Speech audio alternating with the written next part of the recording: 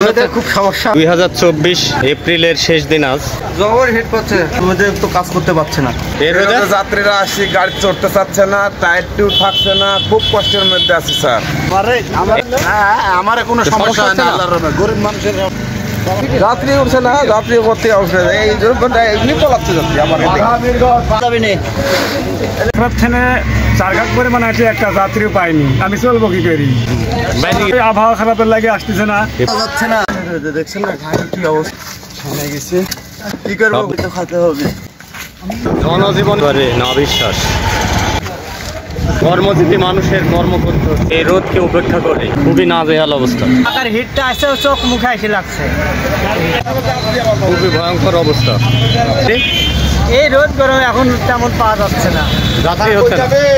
যাথা রোদের হিট পড়ছে, লোকজন থাকে। তা রোদে পাবলিক আসছে, খাচ্ছে নাকি? আসতেছে, এখানে এসে দাঁড়াচ্ছে। খুবই খারাপ, খুব ভয়ঙ্কর অবস্থা। টেম্পারেচার বৃদ্ধির সঙ্গে সঙ্গে পরিবেশের ভারসাম্য নষ্ট হচ্ছে। জনজীবন মারাত্মকভাবে হুমকির মুখে পড়েছে এই প্রচণ্ড রোদের জন্য।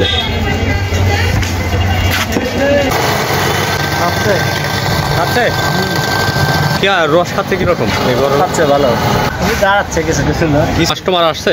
না, কিছু নাই, ফলই তো নষ্ট হয়ে যাচ্ছে রোদের কারণে। লেবুর এই ভর দুপুরে এখন 2টা বাজে, 2টার সময় জনজীবন থেমে নেই প্রচণ্ড রোদে। পায়ে টান, আপনার তো কোনো মেশিন নাই।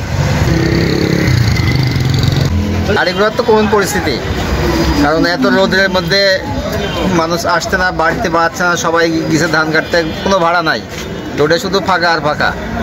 রাস্তাঘাটে একেবারে খাটা করছে রোদের এত তীব্রতা।